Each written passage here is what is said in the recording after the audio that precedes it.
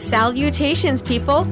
Welcome to Page 3 Killers, Murders That Went Unnoticed, a podcast where we dive into the murder cases that went unnoticed by our nation's newspapers.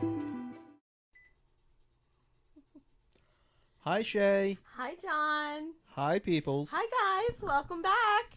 Welcome to Page 3 Killers, Episode 21, Murders That Went Unnoticed. Oh my gosh, Episode 21? I didn't... Our podcast is almost old enough to drink. Well, I don't think that's how it works, but you know. Let's be honest. I didn't think we would make it this far. But I guess we're having too much fun, so it's just going to keep going. Well, it's certainly not because we're successful. Well, I'm happy with what we have right now. But let's just keep it growing, you know? Yeah, we changed our Patreon. Yeah. So John's going to be updating that for you guys. It's $1 for all the levels. So join Patreon, help us out a little bit.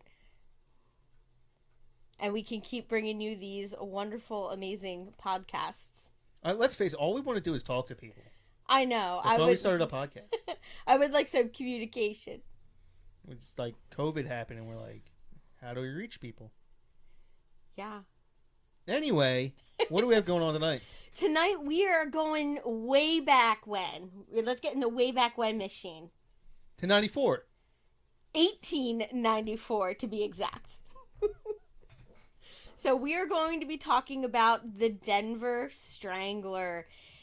And I'm just going to say this takes place in Denver, Colorado. Was Colorado even a state yet? I don't think this happened inside the United States.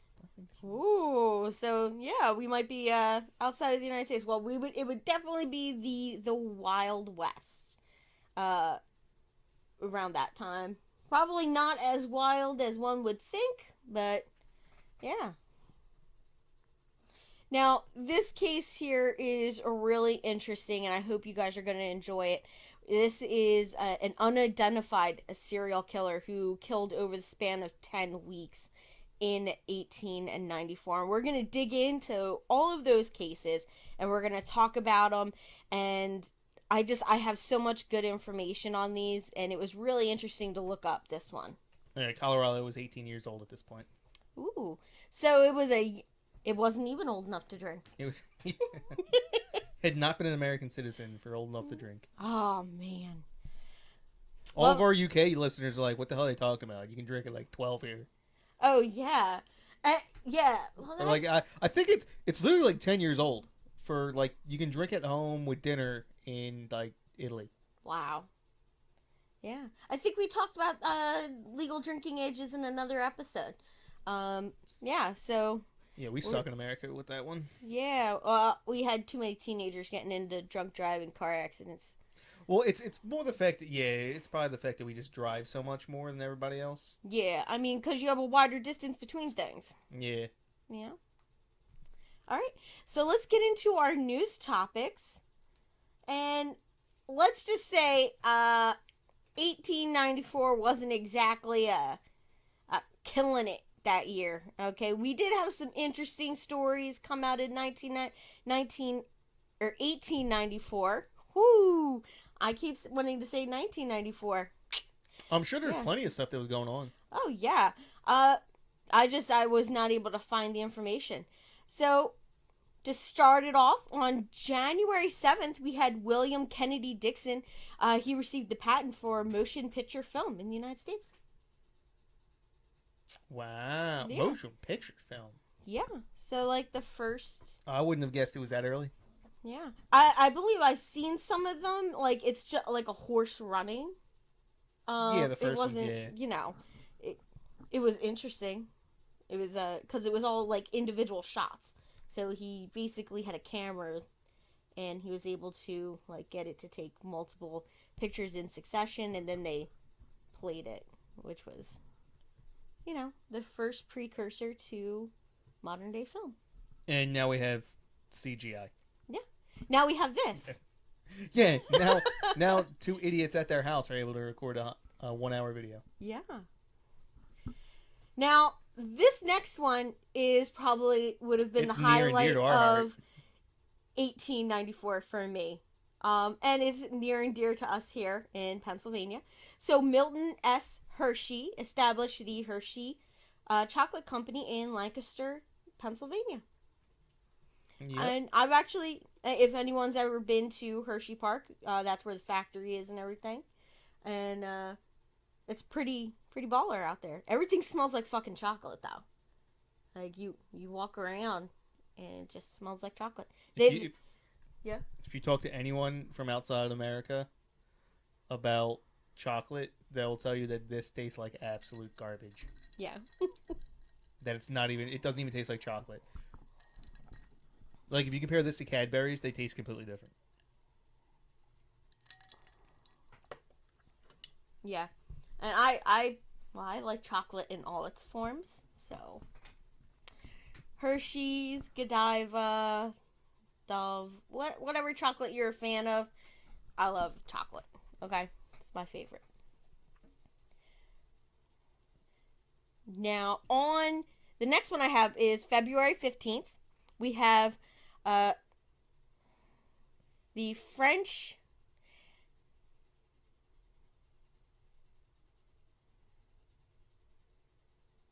Anarchist? Why did you not know how to pronounce it? I like for some reason that word just doesn't look weird. It looks weird. That does not say anarchist. Yeah. Okay. French anarchist Marshall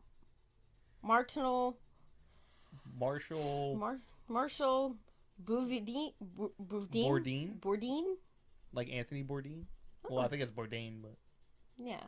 Attempted to destroy the Royal Observatory in Greenwich, London, England, with a bomb. But he only managed to kill himself. God, those 18th century... Oh, I'm sorry, those 19th century anarchists were idiots. I'm a huge fan of anarchy, but... They hadn't quite figured it out yet. They were just throwing bombs. Could you just imagine being that person holding that bomb in like anything pre-1900s? You're just like, oh shit. You're holding it and then it just goes boom. The cool thing about bombs, like back in the day, like the cartoon looking bombs, where it's like a circle with like a fuse coming out of it. Like that's actually usually what they look like. Oh my god. They were like, the first ones were like terracotta filled with like gunpowder, and they put a fuse in it. And you would literally, they're like the size of softballs, and they would just toss them. That's fun. Yeah. That would make for a very scary baseball game, though. Well, I guess baseball wasn't bad. Baseball is pretty old at this point. Yeah. Now, we also had a coal mine strike that closed down much of central United States. So we had a bunch of coal miners that went on strike. You skipped one. Oh, right. Well, we're going to talk about this one here. Yeah, Coca-Cola came out in March, on March 12th of 1894. Well, it just says that it sold in bottles for the first time. Yeah. Well, what was it sold in before that? Bags? Oh, you would have to get it at the counter. Someone would make it for you. Yeah. So you would have like a soda jerk. Yeah. That makes no sense. Yeah, they sold it at the pharmacy. You had to they would make it right there. I'm skeptical. Well, I mean, they didn't have cans at that time. They only had glass bottles. They most certainly did have cans. They were made of lead. I would think that would affect the taste quite a bit. Yeah. Yeah. I don't know anybody who likes lead.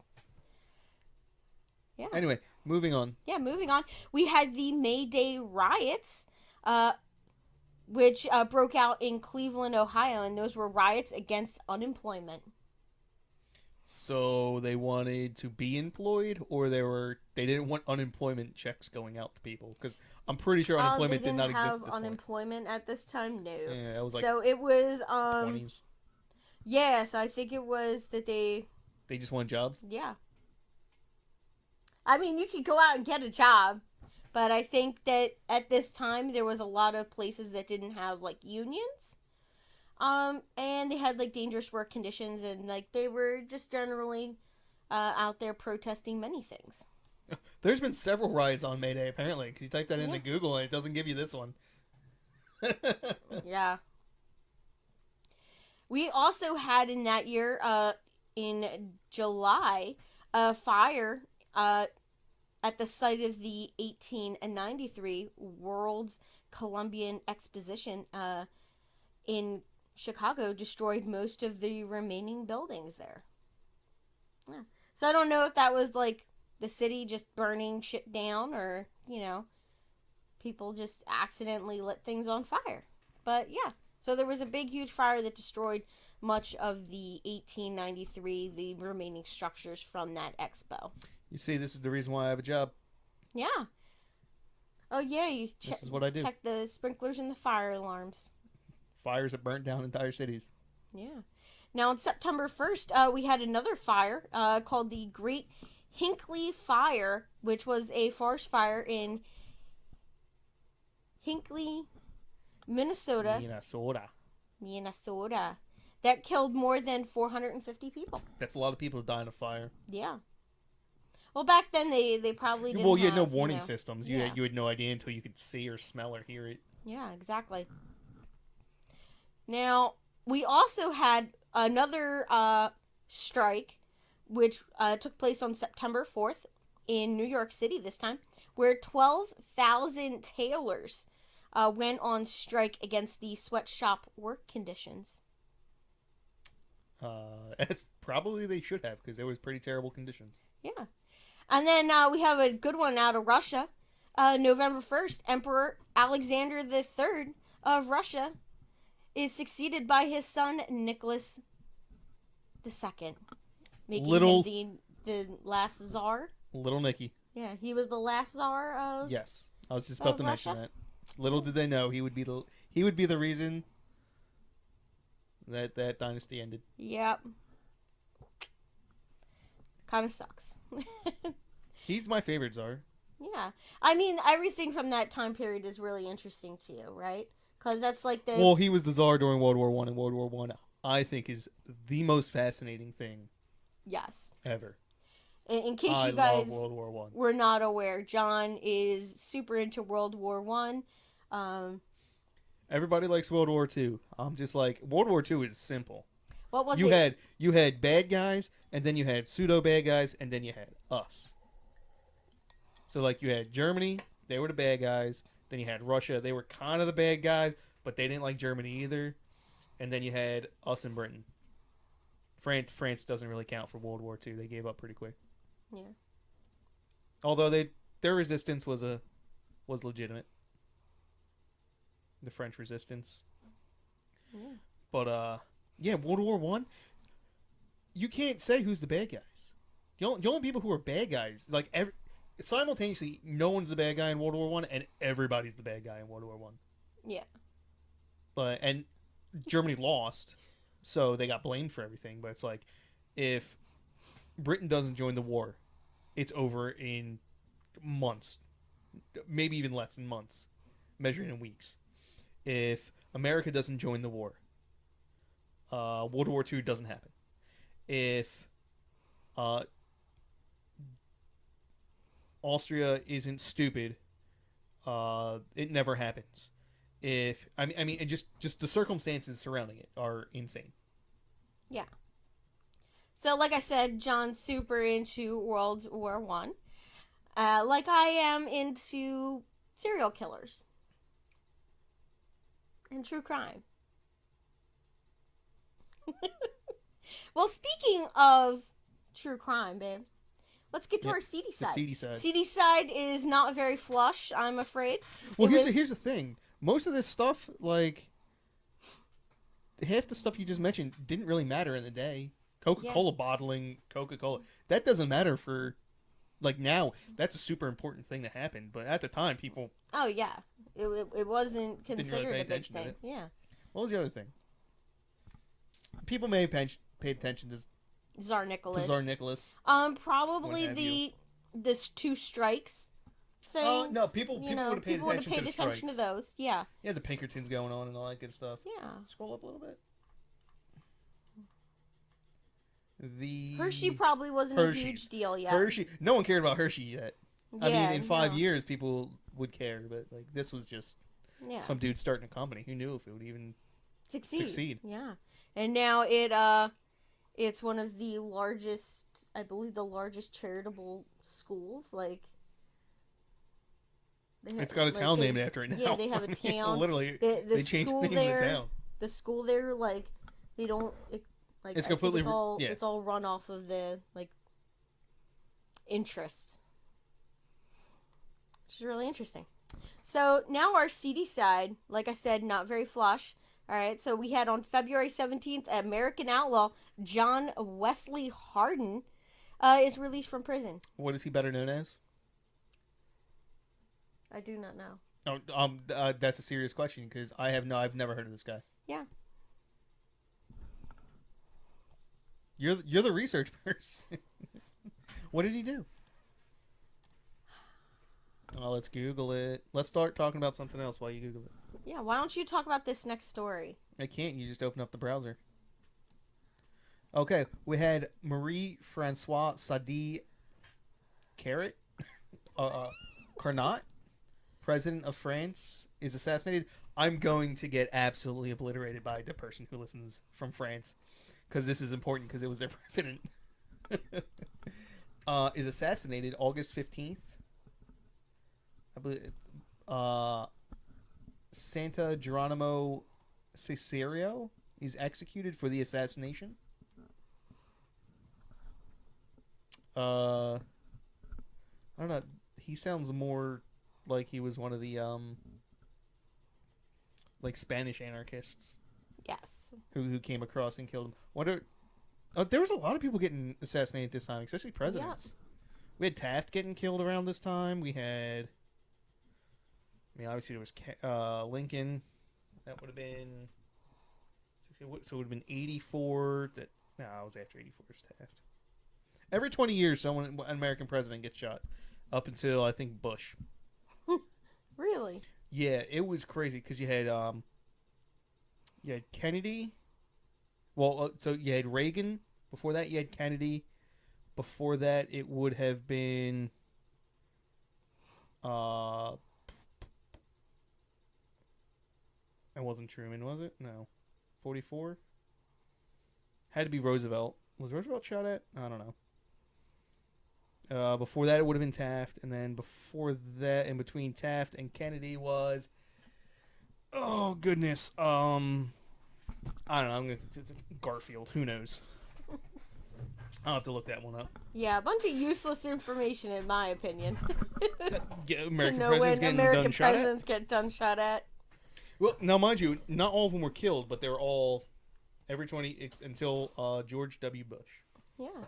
So... I just looked up John Wesley Hardin, and he went by a couple of names: Little Arkansas, Wesley Clements, and J.H. Swan were some of his nicknames. And he was basically an American Old West outlaw gunfighter, and he was a controversial folk hero icon, basically. Apparently, he claimed to have killed 42 men at the time that he was actually sentenced to prison at the age of 23 for 24 years he got on killing 42 men.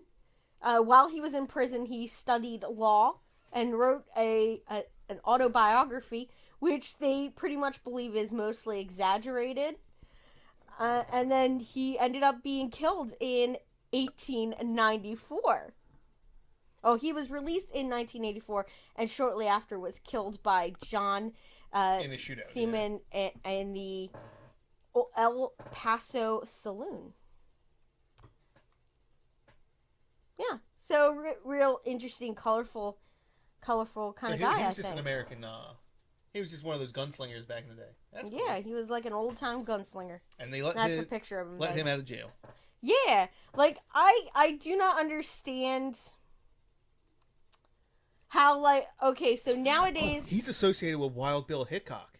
yeah, That's why he's famous. yeah. So I just can't believe that he was only sentenced to 24 years for a murder, like, let alone if he actually committed the number that he says he did. That's insane. But I believe that they attributed exactly 27 murders, like deaths, to him. And I guess, shootouts. Interesting. Just want to see something real quick. I know this is going to be a terrible episode because we're just looking stuff up. What was he carrying? He was carrying a Colt. Okay. That's all I wanted to see. He was carrying a Colt. Is that super important, babe? No, but someone paid $100,000 for one of his Colts. Oh, wow. Nice. Interesting. Okay.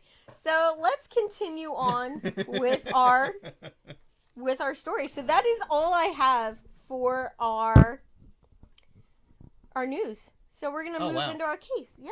I told you. It's super short. Now, the Denver Strangler.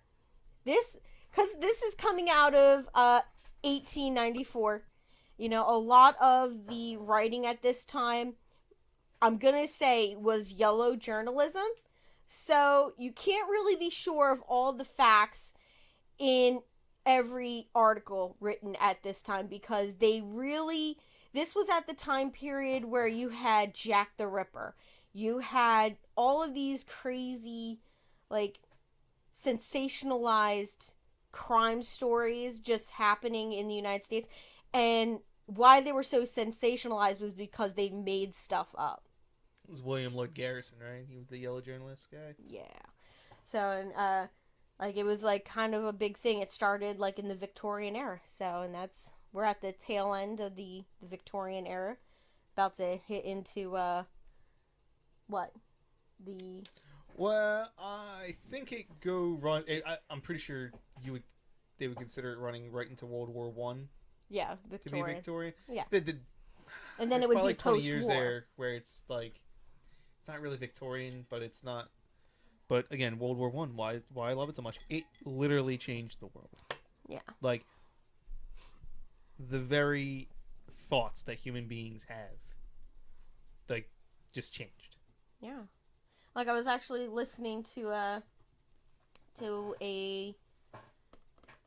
show today, and it was like talking about how the war effort happened in the United States, and how it caused a big boom to the shipping industry, where they had to build 200 boats out of wood to accommodate the shipping, because they didn't want to use steel for boats that might be destroyed by U-boats. Huh. So and then they just scuttled them all in Maryland. And there's like a boneyard of these scuttled wooden ships. I really want to go see it. Yeah, so do I. Yeah, it'll be really cool. Maybe we'll do something. Now, we're going to get into this here. So the Denver Strangler, he went by a couple of other names in the newspapers. So they called him Jack the Strangler and the Strangler of Denver. So, as you can tell, his modus operandi was strangling. He shot people. No, he strangled people. Now, never would have guessed. Like I said, guys, he is an unidentified serial killer that operated in Denver, Colorado between 1894 and 1903. So the reason I chose 1894 was because that's when it started. And it was just, so that's why I picked that. That's when everything started. Now, I told you guys he was responsible for killing 3 prostitutes in the span of 10 weeks in that year, between that time frame. And although many suspects were arrested, nobody was ever convicted of murder for any of these crimes. That's hard, because back in the day, like, you just went to a jury. Yeah, and the jury was like, I don't like him. And they're just like, yeah. Now, the Strangler is supposedly responsible for an 1898 murder of Clairvoyant, Juliet Vaughn. Voight. In a 1903 murder of Mabel Brown. But that remains only speculation. So all the crimes are similar. They have some of the same. Let's just say they're very similar. So that's why they're linked together. You'd think that Julie would have seen that coming. Yeah, being a clairvoyant and all, you'd think she would. She would be like, oh, today I'm going to die. Let me prepare my will and give away all my worldly possessions to my friends. Yeah, I bet you she got caught off guard, just saying. Yeah, she was like having the vision as he was like coming into her house. Yeah, it's called seeing. Okay, babe. Like, oh, I see this man coming into my house. What if her he's strangling me. Off? Well, the glasses didn't really exist back then. People had them, but they weren't real glasses. Yeah, like somebody like you would not have. That's a lie. Optical technology was pretty advanced by now. Hasn't really advanced much since. No. Now, our first murder victim is Alina Tapper. And she was a French prostitute with a reputation of being unchaste. As most prostitutes would are. Be, you know? Kinda, I don't know, it'd be a really bad prostitute if you're just like, nah, not tonight. Like, I know you just gave me some money, but like, maybe tomorrow. Yeah. Yep. So, previously, she lived in Fulda, Minnesota. I'm just saying, Minnesota, you got some weird ass names. And then she later lived in Huron Lake before moving to Denver as the mistress of Richard Demandy. Yeah. I thought never mind. He might have been French. I don't know. Both were part of a secret French order called the, oh my gosh. Maquedo? Yeah, the Maquedo. Or the Les Cavaliers d'Amora, in which Tapper played the role of a sex servant. So, in case you guys are wondering, this is a group of people who are basically into, like, the BDSM culture, before it was actually a BDSM culture. All four of them? Yeah. There wasn't, I guess it was sort of like a secret club, but it wasn't very secret after this happened. So, you know. Now, on September 3rd of 1894, she is found choked to death on her bed in her Market Street residence. And that's everything on her. Now, they did suspect her lover, Richard Demandy, as being responsible for her death. But we will get into that later on. I wonder if he went by Dick. Oh my God, Dick Demandy. I mean, he was a sex servant. Well, she was. She was a submissive, and he was probably a dominant. Oh, okay. I read that wrong. Yeah. So, yeah. And that's Alina Tapper. I mean, she seems like an interesting person. Like, you probably wouldn't want to know her, like, for reals, but I'm just saying she probably knew how to party. She was a prostitute, right? Now, the next one is also a French prostitute. Her name is Marie Consoit. Sure, yeah. Consoit. She was a French prostitute with ties to the Les Cavaliers d'Amour, or the Macredo, living with her lover Tony Sanders. Finally, a normal name. Yeah, a normal damn name. Tony Sanders. Now, on the day of her murder, Sanders said that he had fallen asleep while reading a newspaper, and on the following day when he woke up, she was dead on the bed, choked to death. Convenient. Yeah, I'm just like, you're going to sleep through an entire murder? It was a strangulation. She probably wasn't making much noise. That's true. But you would think that there would be some struggle, like she might kick something over. I don't know. But yeah, so it seems a little fishy. Now, a small, short cord was pulled so tightly around her neck that it was buried into her flesh of her neck, which is kind of... and there were finger marks around her neck as well. So I guess she had bruises that were like fingers. And then I guess he got tired of using his hands. So petechial hemorrhaging. Yes. It's one of my favorite words from Law and Order that I learned. Oh yeah, she would have had petechial hemorrhaging from choking to death. Yeah. That's where the blood vessels in the back of your eye. Yeah. First, right? Yeah. Yep.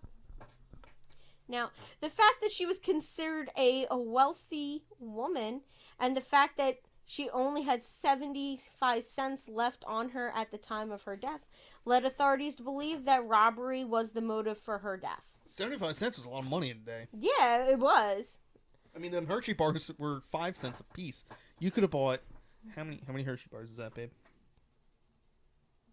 15? Each quarter is 5. Yeah. You could have bought 15 Hershey bars? Yeah. That's crazy. 15? What's a Hershey bar nowadays? $1.50? Yeah. I guess it's like $20. Now, 5 men were arrested for her murder. Among them were Mr. Richard Demandy. You know, Alina Tapper's lover. He had made advances towards her, you know, prior to her death. They were in a sex club together. That's true. Now, 2 of the other men, which was Antonio Sempedro and Emil Taymans, were quickly dismissed as suspects by the police department. Now, Antonio had previously been dismissed from the police force and worked as a messenger with Miss Marie. You're just abandoning I'm gonna not try to pronounce the last names because I'm terrible at pronunciation of names. And I'm just saying, if people want me to pronounce the names right, they should have easier to pronounce names. Not to be mean. Now, she apparently liked him. In the article, it said that she showed preference towards him. So I guess that's such an 1894 phrasing. She showed preference. Yeah, so I guess like they had a friendship of sorts, you know? Now, meanwhile, Emil was a cook employed by Marie and was described as being jealous of Antonio. Both were in the house at the time of the murder, but they had not heard any disturbance coming from upstairs, and both were later released due to lack of evidence. Now, I'm just saying, there was 3 people present at her death. 3. So you had Mr. Sanders. He was asleep. He was asleep. And Antonio, who was a messenger, so I guess he basically just ran and did things for her. And then you had Emil, who was her cook. They were busy working. Uh-huh. I'm betting somebody was tied down to a bed somewhere. I don't know what that's supposed to mean. Well, the cops walk in, he's just like tied down to the bed. Oh, he didn't do it, obviously. would be actually a convenient way to get out of a murder charge. You just tie yourself to a bed and be like, Yeah. it could have been me. It's not impossible. It's not. Who knows? All right. Now, the next one we have is, I believe that she was Japanese or of Asian descent. Now, her name is Kiku Oyama. And she sounds very Japanese. Yeah, she was a 24-year-old Japanese immigrant. Kiku came to the United States through Chicago at the time of the World Columbian Exposition. And she got acquainted with Ima, or probably Ima. Ima. Same last name, Oyama. A cook. Allegedly, she started a relationship with him, and they both came to Denver in November of 1893. A few days prior to her murder, police had raided the local prostitution business and arrested several of her associates. Now, Kiku was held... sorry, I lost my place. Sorry. Now, Kiku, with the help of a French saloon keeper, secured their release, but the saloon keeper later demanded a monetary sum as a reward for his efforts. This angered Kiku, who quarreled with him about it, and later one of the released women said that Kiku made too much talk about the saloon keeper. So I guess she just talked shit behind the guy's back about everything. And he didn't like that. Yeah. I didn't realize there was such a French population in Colorado. Yeah, I'm surprised. It's now, you know what I find so weird is at this time, people were really about their culture before they came to the United States. So, as today, we still identify by, you're Italian, you're Hispanic, you're from, you're Mexican or Spanish or Irish. Yeah, but nowadays it's I'm just a mutt. You're just a mutt. Yeah, but back then, you knew when you immigrated to the United States, you knew exactly where you were from. 100%. You were like, oh, I'm Italian. I'm from Italy. So you tended to stick to your group of Italians, and they settled in an area. So you had Little Italy. This reminds me of Gangs in New York. Yeah, I love that movie. And then you got your French population, and they're gonna stick together because they're all French.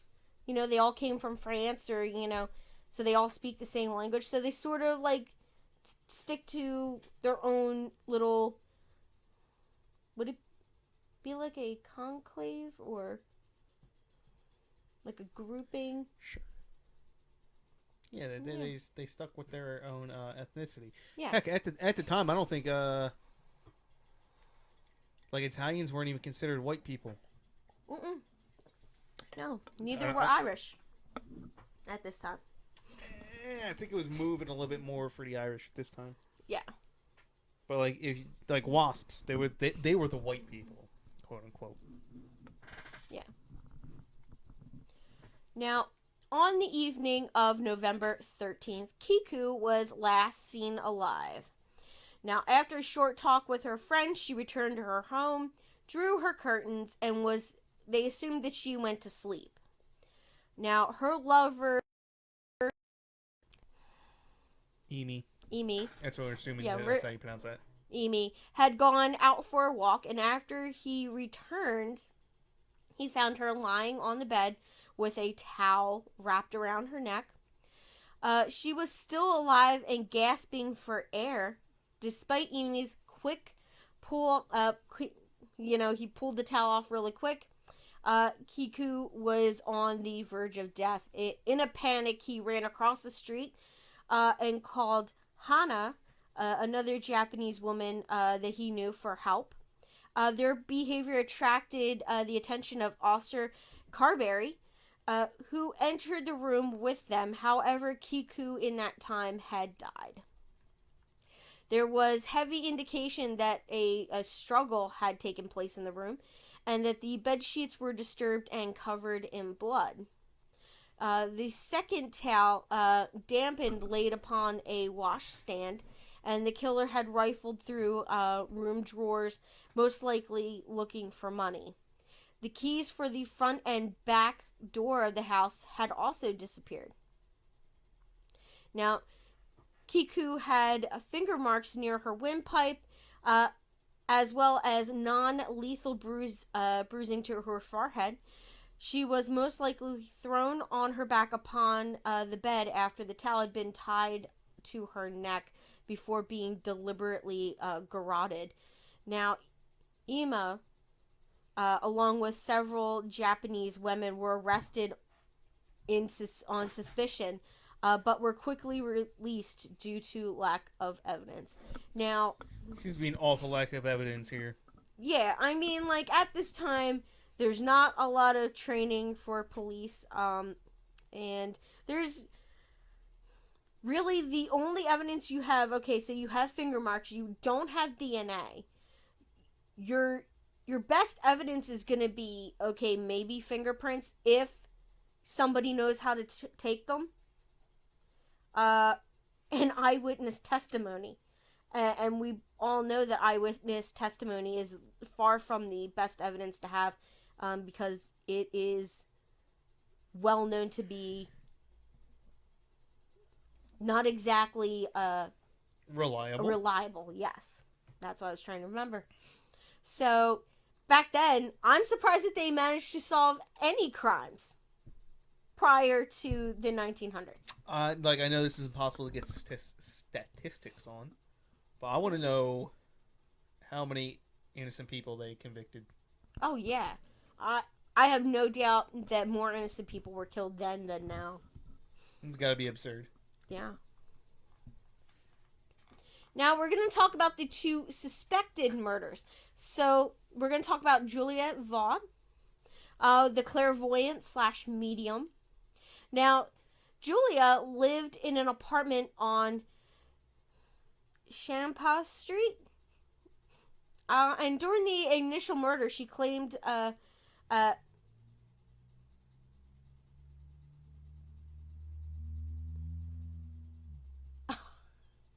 oh my gosh, sorry guys. I lost my place and then started to read in my head.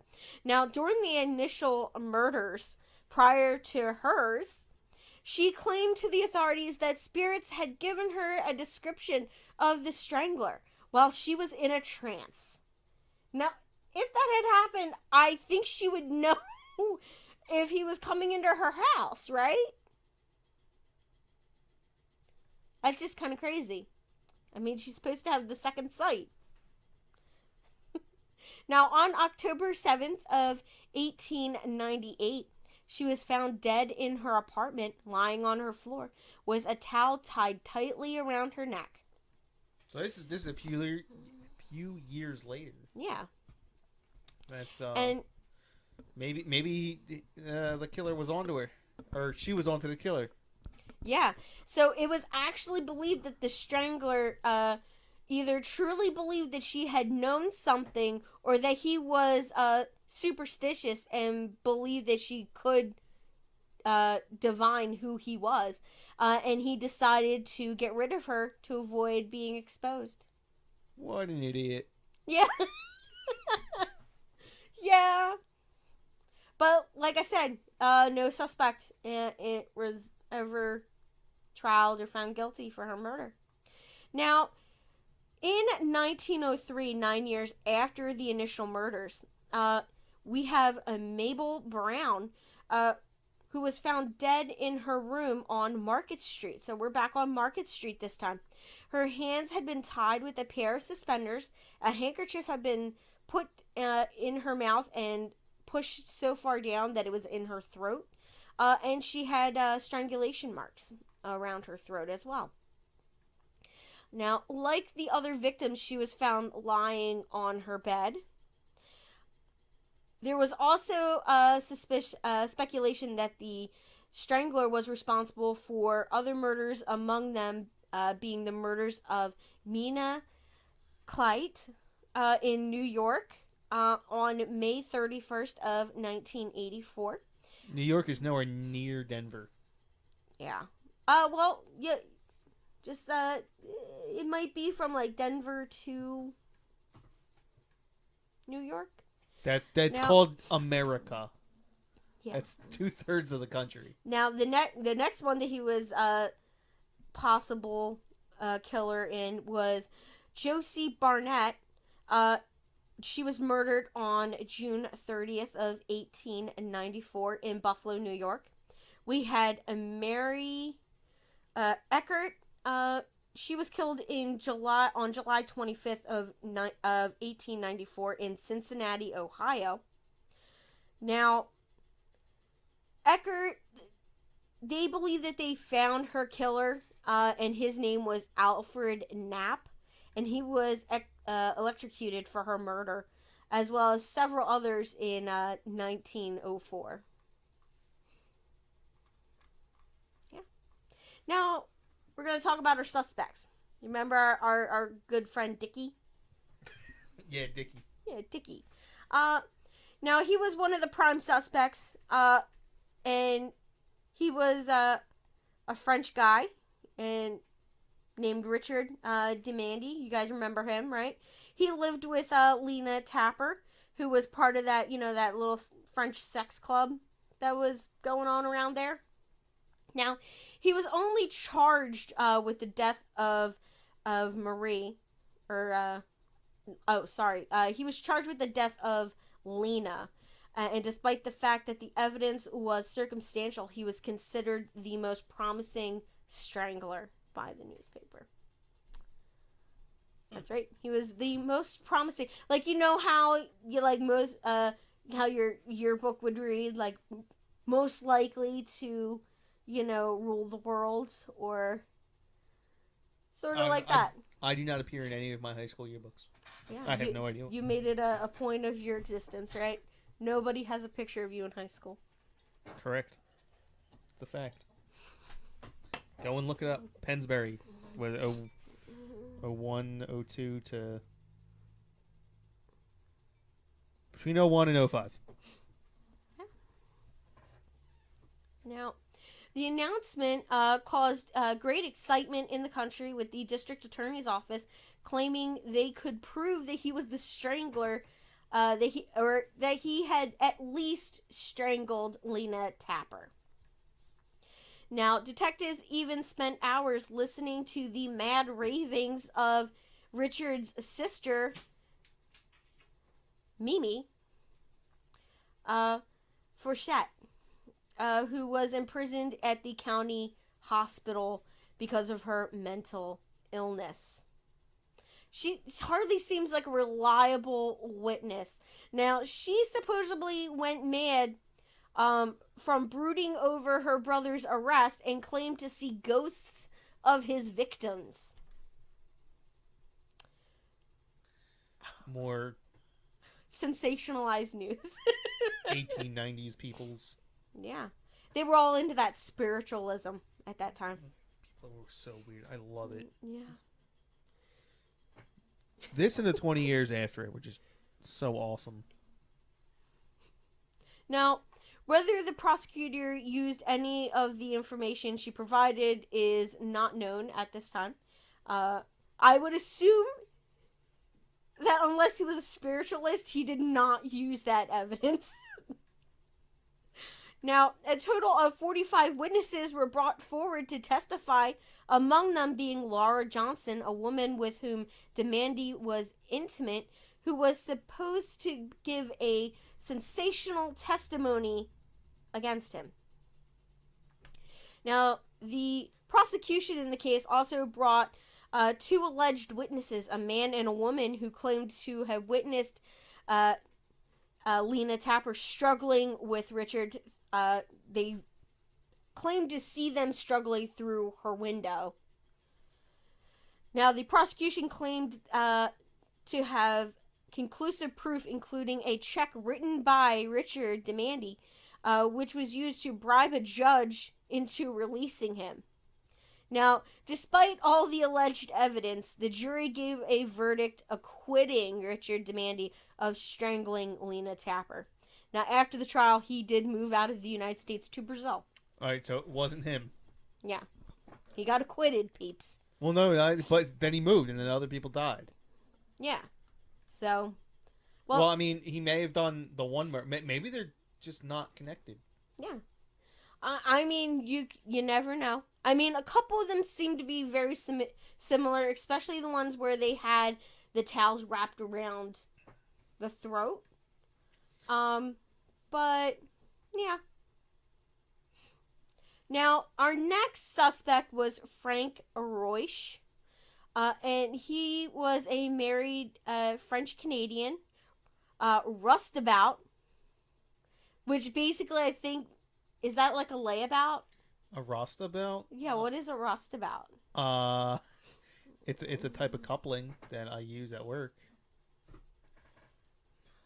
Yeah, look that up. Now, he lived in a small house near Market Street.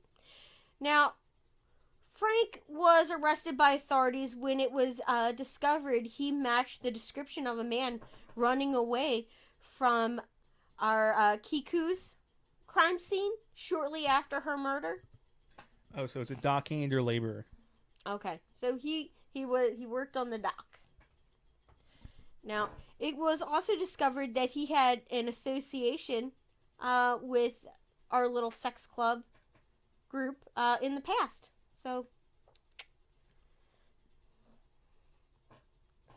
now, however, police quickly released him after.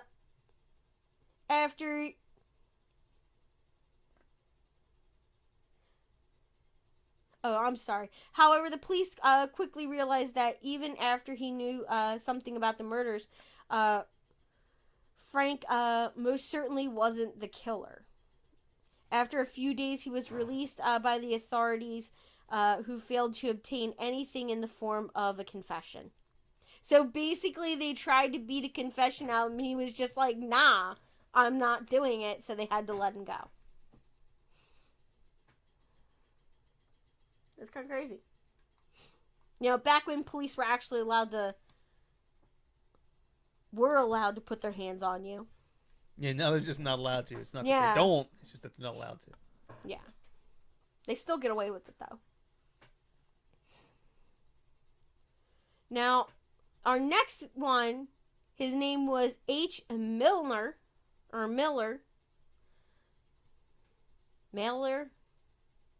Now, on November 18th of 1894, an Italian man only known as H.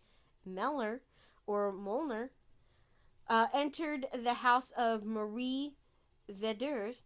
After a quarrel, he began to strangle her.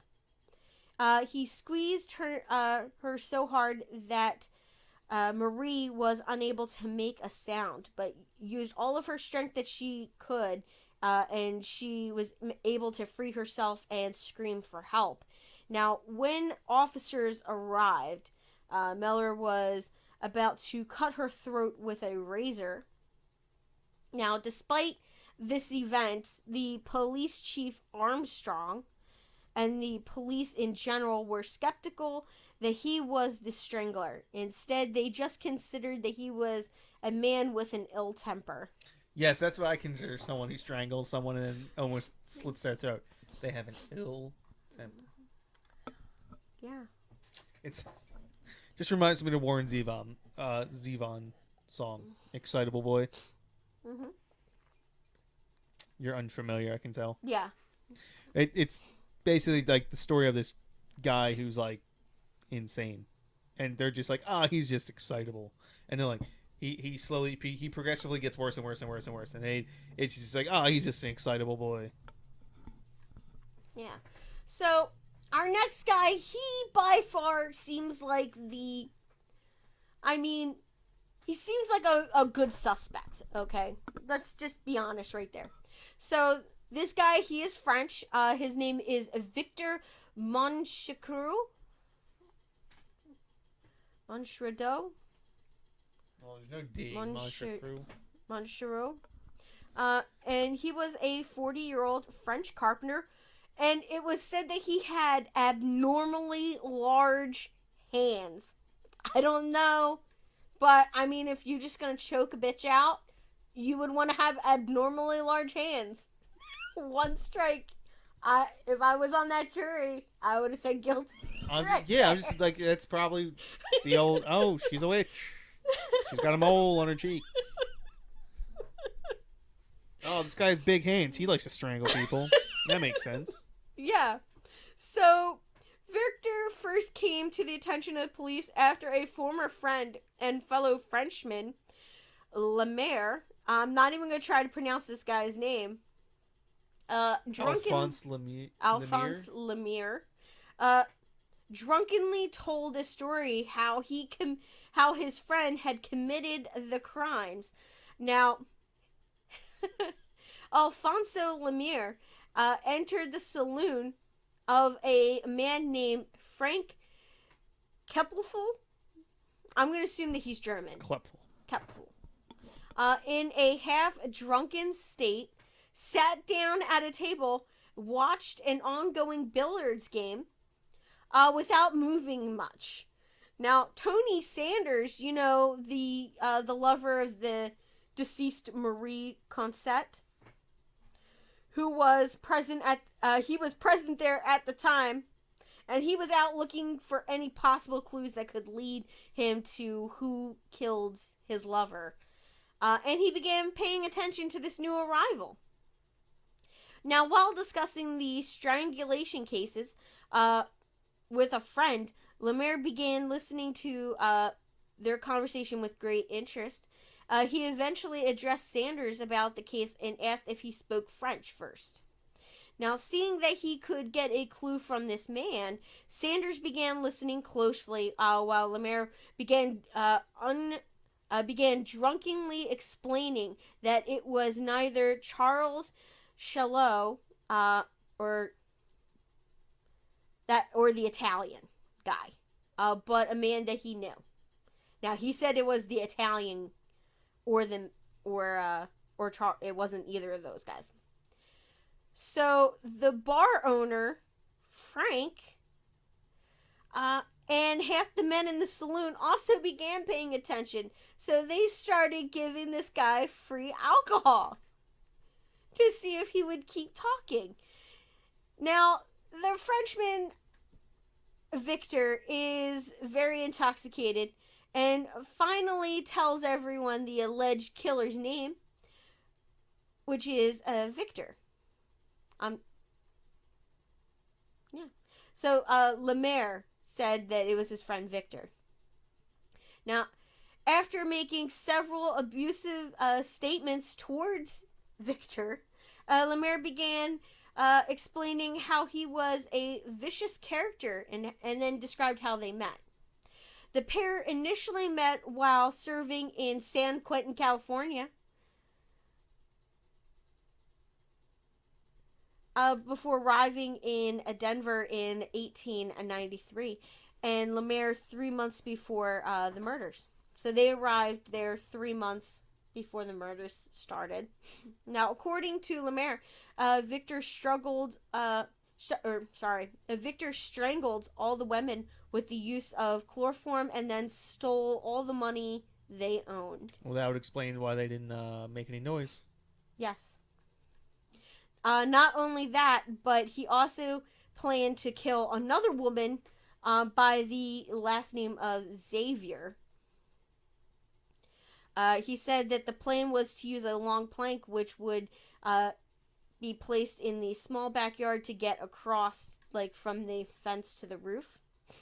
The escape would be easy as the gate had no lock on it. So what they did was, I believe they set up some cops, some police, and this guy Victor almost was able to enter the house of this woman, but he heard footsteps in the alley and was frightened off. And she did not report it to the police, but they were aware that it was going to happen. So it's kind of lucky for her. Now, despite his sensationalized story, authorities couldn't entirely believe Lemaire's story, as Victor himself later accused him of being the Strangler with a similar story. Although the police considered that none of the prisoners were responsible, they were simply pawns in everything. For a short while, they began suspecting that it was actually Lemaire who might be the Strangler. According to Victor's count, the vagabond sailor Lemaire arrived in Denver from Salt Lake City under his real name, Charles Gouchard. After meeting him in prison, Victor traveled to Denver and began searching for a job as a watchman.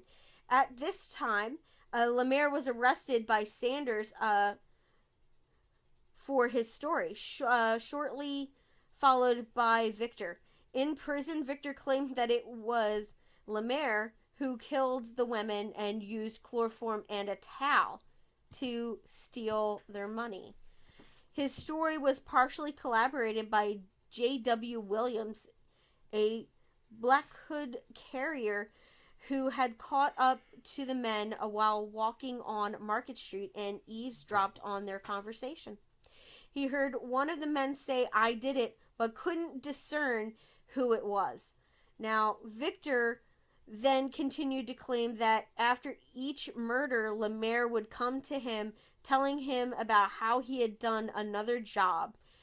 Now, after Marie's murder, he alleged that Lemaire had disposed of the chloroform and everything else that could put suspicion on him. And 2 days after Kiku's murder, they met for the last time, with Lemaire confessing to killing all the women and claiming he intended to kill some more.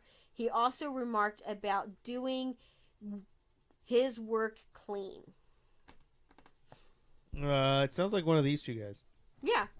So I feel like they were a team. Yep. So that is everything I have on the case. Like I said, nobody was actually trialed and found guilty for any of these murders. But the last guy seems to be the best suspects for the last two guys. I wonder if that guy moved to New York. Yeah. That information was not available. But, yeah. So, that is everything I have on the Denver Strangler. That's cool. Yeah. So, I hope you guys enjoyed. And if you guys have any information or any cases that you guys want to hear about, send it. You can send us an email or get in touch with us on Facebook or Patreon. We'll have to get a Twitter and Instagram. We can be Insta famous. Oh, I don't know if we'll be Insta famous or not. I was once told I had a face for radio. No, I think you're pretty good looking. Then I had a voice for drawing.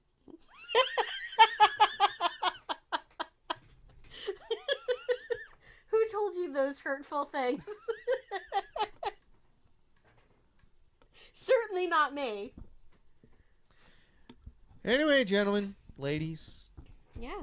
Anything in between and beyond. Have a nice night, since now we don't have a sign off because we're too lazy to find a new one. Yeah. Bye. Bye, guys. Hope you guys have a nice weekend, whatever you guys are doing. Have a nice time. And we will see you guys next Wednesday. Bye, guys.